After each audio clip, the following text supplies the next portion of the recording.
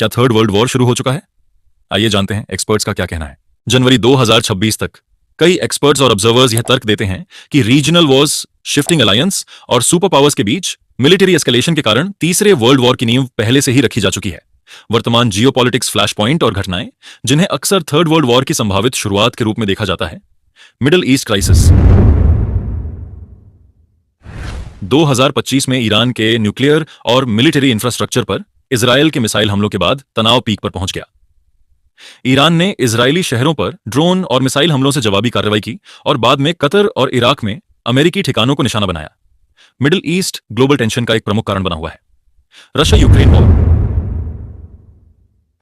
कई experts Russia द्वारा 2022 में यूक्रेन पर किए गए आक्रमण को थर्ड वर्ल्ड वॉर का फर्स्ट स्टेज मानते हैं। 2026 तक यह चिंता बढ़ गई है कि यदि रशिया किसी नेटो मेंबर कंट्रीज को निशाना बनाता है या न्यूक्लियर वेपन्स का उपयोग करता है तो वॉर नेटो और रशिया के बीच टकराव में परिवर्तित हो सकता है। China Taiwan tension.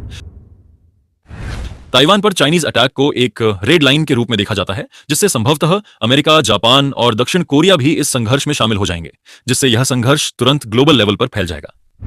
USA Denmark tension. Venezuela पर कब्जा करने के बाद अमेरिका की निगाहें ग्रीनलैंड पर टिकी हैं। इसके पीछे का कारण बहुत सीधा है, आर्कटिक पर स्पष्ट डोमिनेंस और ग्रीनलैंड के नेचुरल रिसोर्सेज पर ओनरशिप। इसके जवाब में डेनमार्क ने स्पष्ट कर दिया था कि अगर अमेरिका कोई कदम उठाता है तो वे पहले गोली चलाएंगे और फिर सवाल करेंगे। फ्रांस, जर्मनी और इटली ने डेनमार्क के समर्थन में आगे कदम बढ़ाया है। अगर ऐसा कुछ होता है तो नेटो तुरंत डिसॉल्व हो जाएगा। इटली ने कहा है कि हम इस संबंध में रशिया से बात करेंगे। अगर ऐसा होता है तो रशिया और यूरोपियन यूनियन का एक नया अलायंस देखने को मिल सकता है। इसके अलावा भी बहुत सारे ऐसे रीजनल टेंशन हैं जो कारण बन सकते हैं। Bharat Pakistan conflict, Bharat Bangladesh conflict, Sudan और नाइजीरिया सिविल वॉर, सीरिया पर अमेरिका का अटैक।